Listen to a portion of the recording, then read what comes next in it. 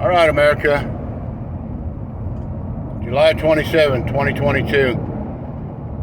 New things are happening in the mind and the lives and the world of mass shooters.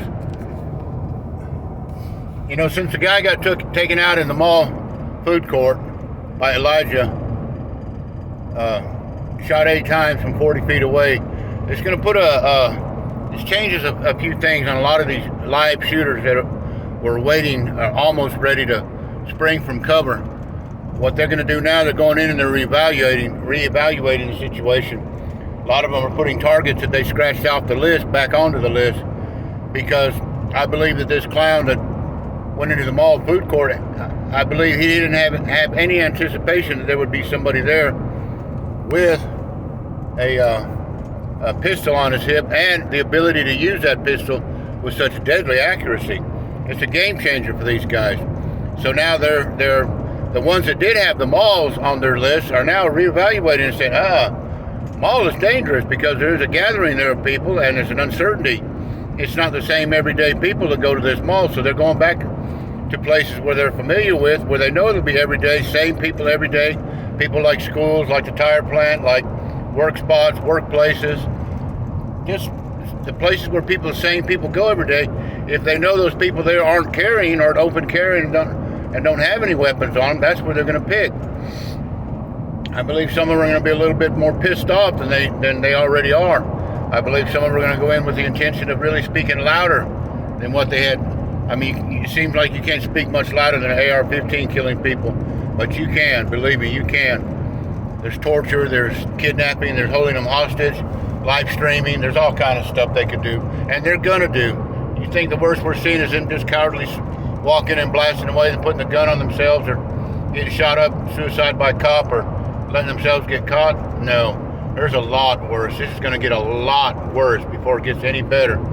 The only way it's going to get better is if we take up arms, America, and pull an Elijah on them and put bullets through their skulls. That's the only way to stop this thing. You got to be able to return fire. All right, so this guy getting shot after the 3rd victim, my heart breaks for the victims. I'm not being cold-hearted like I have no sensitivity for the victims. I do. The only reason I do this is for the victims. I don't want any more victims.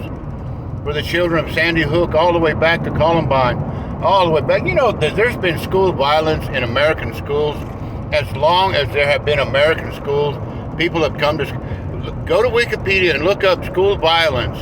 It will blow your mind. It will absolutely blow your mind, the school violence. And I don't just want to focus on schools, because now the market is open. Now the targets are open, because there's a lot of soft targets.